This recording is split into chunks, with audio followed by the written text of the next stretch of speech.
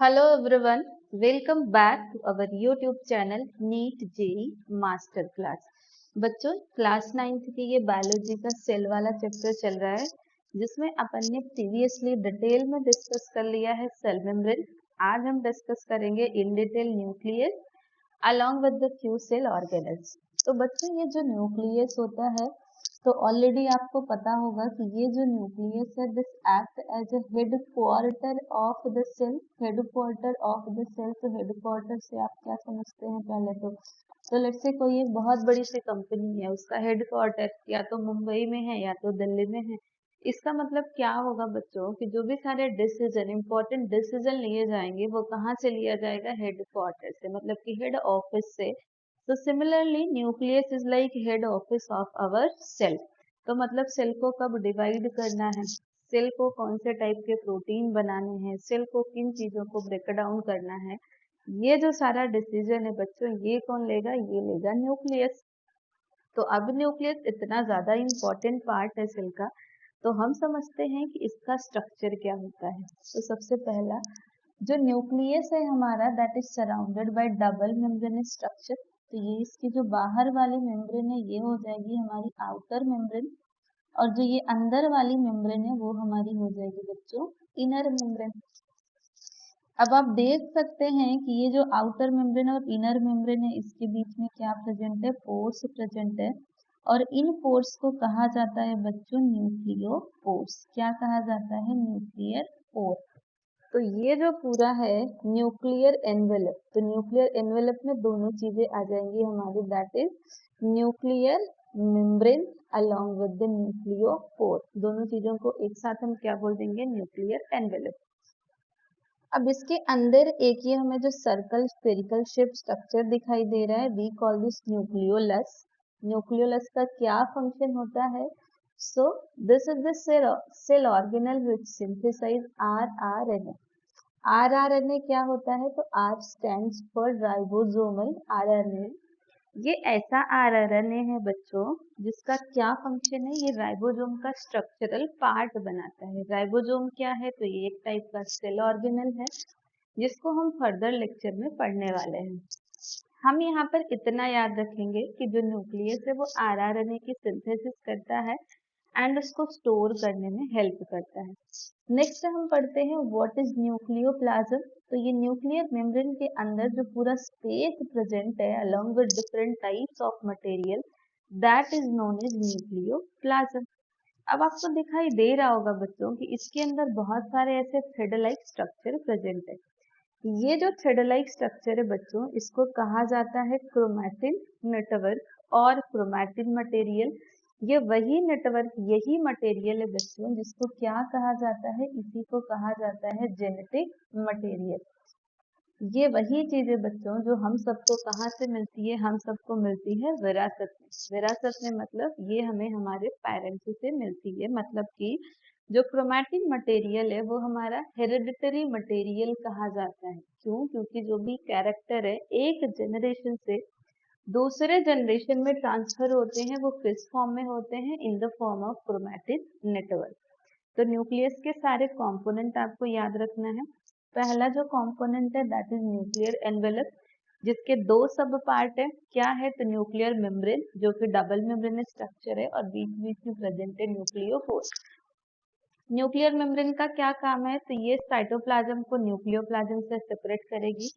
अब ये आप पोर देख सकते हैं, तो पोर का क्या फंक्शन हो जाएगा, तो ये रेगुलेट करेगा entry and exit of the molecules inside and outside of the nucleus. Nucleus का फंक्शन मैंने आपको बता दिया। क्रोमैटिन नेटवर्क क्या है, तो क्रोमैटिन मटेरियल, क्रोमैटिन नेटवर्क हमारा जेनेटिक मटेरियल है जिसकी हेल्प से कैरेक्टर वन जनरेशन से अनदर जनरेशन में ट्रांसफर होते हैं। अब अगर अपन केमिकली देखें कि ये जो क्रोमैटिन है ये किससे बना होता है, so chromatin mainly consist of DNA plus protein. To be precise यहाँ पे जो प्रोटीन होता है बच्चों उसको हिस्टोन प्रोटीन कहा जाता है। सेम सेल का चैप्टर 11th स्टैंडर्ड में है, तो वहां पर आपको ये सारी चीजें डिटेल में पढ़ने को मिलेगी। एनसीईआरटी से पढ़ते हैं बच्चों। लास्ट मैंने आपको सेल वॉल वाला टॉपिक तक करवा दिया था, है ना बच्चों। चलिए तो यहाँ पे अब अपन पढ़ते हैं न्यूक्लियस। तो न्यूक्लियस में ये सारी इंफॉर्मेशन दिया हुआ है कि ये जो सारे स्ट्रक्चर हम ऑब्जर्व कर पा रहे हैं किसके, तो सेल मेम्ब्रेन, न्यूक्लियस और आगे हम सेल ऑर्गेनल देखेंगे। ये सारे स्ट्रक्चर को ऑब्जर्व करने के लिए हमें सेल को क्या करना पड़ेगा, स्टेन करना पड़ेगा। तो यहाँ पे कुछ नाम दिए हुए हैं, मैं आपको हाईलाइट करवा देती हूँ बच्चों। आपको स्टेन्स के एग्जाम्पल पता होना चाहिए। तो हम आयोडीन यूज कर सकते हैं, आयोडीन की जगह पे और क्या यूज कर सकते हैं, तो हम यूज कर सकते हैं सैफरन। और क्या यूज कर सकते हैं, हम यूज कर सकते हैं मिथाइलिन ब्लू। तो ये 3 स्टेन के एग्जाम्पल हैं जिनको अपन यूज कर सकते हैं for the observation of different components of cell. यहाँ से स्टार्ट करते हैं। न्यूक्लियस क्या है, it is a double layered covering called nuclear membrane. जो न्यूक्लियस है वो डबल मेम्ब्रेन से सराउंडेड है, जिसको न्यूक्लियर मेम्ब्रेन कहा जाता है। नेक्स्ट हमने पढ़ा कि न्यूक्लियर मेम्ब्रेन में क्या है, पोर्स प्रेजेंट है, जिसका क्या फंक्शन है, so it allow the transfer of materials from inside the nucleus to its outside. तो इसके बाहर क्या है, तो इसके बाहर साइटोप्लाज्म है। डिटेल में हम पढ़ने वाले हैं इसको। अब न्यूक्लियस का जो इम्पोर्टेंट पार्ट है वो क्या हो जाएगा बच्चों, क्रोमोसोम्स। मैम आपने क्रोमोसोम्स तो नहीं बताया। तो बच्चों जो अपन ने क्रोमैटिन मटेरियल पढ़ा, ये जो हमारा थ्रेड लाइक क्रोमैटिन नेटवर्क था, at the time of cell division ये ऐसे रोड शेप में क्या हो जाता है बच्चों, कन्वर्ट हो जाता है, जिसको कहा जाता है क्रोमोसोम्स। तो क्रोमोसोम्स हमें कब दिखाई देगा, सिर्फ सेल डिवीजन के टाइम में। So the nucleus contains chromosomes which are visible as rod-shaped structure. कब विजिबल होगा, only when the cell is about to divide. तो आपको क्रोमोसोम और क्रोमैटिन मटेरियल में कंफ्यूज नहीं होना है, दोनों सेम चीज है, बस उनका जो अपीयरेंस है वो क्या है बच्चों, उनका अपीयरेंस अलग अलग है। जैसे ये मान लीजिए आप घर पर है, तो ये आपका बेंच, जब आप स्कूल जा रहे हैं proper well dressed in uniform. Chromosome में क्या प्रेजेंट है, सो इट कंटेन इंफॉर्मेशन, किसकी इंफॉर्मेशन, फॉर इनहेरिटेंस। इनहेरिटेंस ऐसे कैरेक्टर जो एक जनरेशन से दूसरे जनरेशन में ट्रांसफर होते हैं, उसके लिए इनहेरिटेंस टर्म यूज किया जाता है बच्चों। Character from parents to next generation किस फॉर्म में जाएगा, in the form of DNA. जिन बच्चों को डीएनए का फुल फॉर्म नहीं पता है, यहाँ से याद कर लेंगे, डीएनए में D for deoxyribo and N for nucleic and A for acid. तो डीएनए का फुल फॉर्म क्या हो जाएगा, डीऑक्सीराइबो न्यूक्लिक एसिड। क्रोमोसोम और क्रोमैटिन मटेरियल किससे बने हुए हैं, तो डीएनए एंड प्रोटीन से। डीएनए का जो मॉलिक्यूल है उसमें हमारी सारी इंफॉर्मेशन प्रेजेंट होती है, जो किसी भी सेल को बनाने में या उसके ऑर्गेनाइज करने में हेल्प करती है। अब जो डीएनए का फंक्शनल पार्ट है उसको क्या कहा जाता है, जीन। तो मान लीजिए ये हमारा थ्रेड लाइक स्ट्रक्चर है ना, किसका, तो डीएनए का। तो अब डीएनए के अलग अलग पार्ट, जैसे डीएनए का ये पार्ट है, ये पार्ट है, ये पार्ट है। मान लीजिए ये हमारे आई कलर को कोड कर रहा है, ये हमारे हेयर के टेक्सचर को कोड कर रहा है। तो ये जो फंक्शनल पार्ट है ये क्या हो जाएंगे, जीन। ये क्या हो जाएगा, जीन। तो हमारे डीएनए पर डिफरेंट टाइप के जीन्स प्रेजेंट है, जिनका क्या है, different types of function.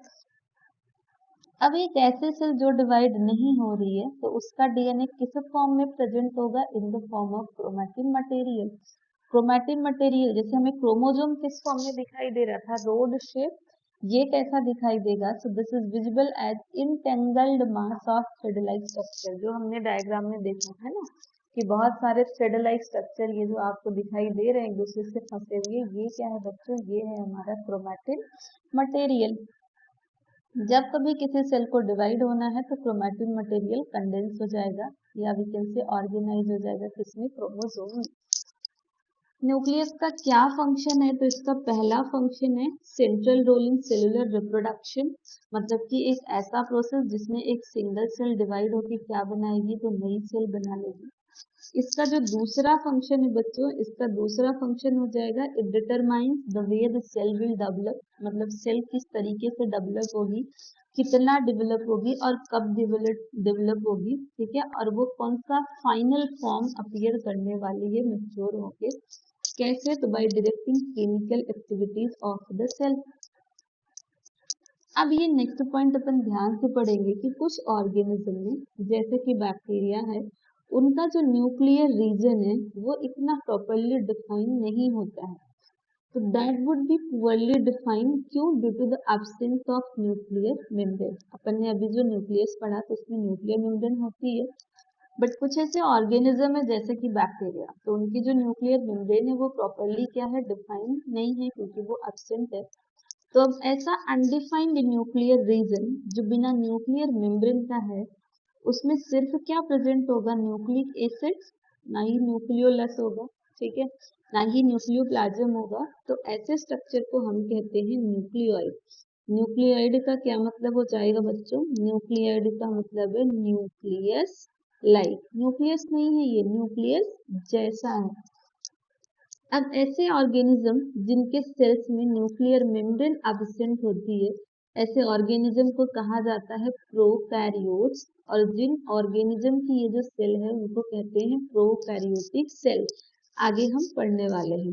Pro का मतलब है प्रिमिटिव, मतलब कम डेवलप, और कैरियोन वर्ड का मतलब हो जाएगा बच्चों न्यूक्लियस। तो ऐसा ऑर्गेनिज्म जिनका न्यूक्लियस लेस डेवलप है उन्हें कहा जाता है प्रोकैरियोट्स। और जो टाइप ऑफ सेल है दैट इज प्रोकैरियोटिक सेल। इसके अलावा जो प्रोकैरियोटिक सेल है उसमें आगे जो हम सारे ऑर्गेनल्स पढ़ने वाले हैं वो सब भी एब्सेंट होते हैं, सिर्फ इसमें राइबोसोम प्रेजेंट होता है। अब सारे सेल ऑर्गेनल एब्सेंट है तो उनका काम कौन करेगा? तो उनका जो फंक्शन है that is performed by poorly organized parts of the cytoplasm. For example, the chlorophyll in photosynthetic prokaryotic bacteria. इसका एग्जाम्पल मैं आपको बता देती हूँ, दैट इज साइनोबैक्टीरिया। सुना है आपने cyanobacteria? That is also known as blue green algae. तो इसका जो क्लोरोफिल होता है वो मेम्ब्रेन से एसोसिएटेड होता है, जबकि प्लांट के केस में जो क्लोरोफिल है वो क्लोरोप्लास्ट में प्रेजेंट होता है, पर बैक्टीरिया के केस में प्लास्टिड एब्सेंट है। इसलिए इसका जो क्लोरोफिल है वो मेम्ब्रेन से अटैच होता है, जिसकी हेल्प से ये फोटोसिंथेसिस कर लेते हैं।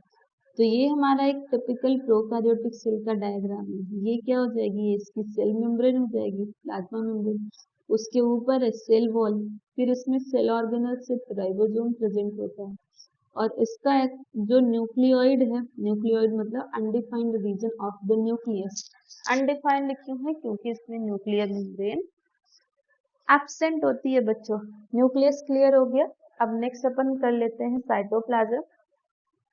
तो साइटोप्लाज्म ऑलरेडी मैंने आपको बताया हुआ है कि सेल मेम्ब्रेन के अंदर और न्यूक्लियर मेम्ब्रेन के बाहर का जो पूरा कंटेंट है बच्चों, वो हमारा क्या हो जाएगा, साइटोप्लाज्म हो जाएगा। ठीक है, तो यहाँ पे अपन ध्यान से पढ़ते हैं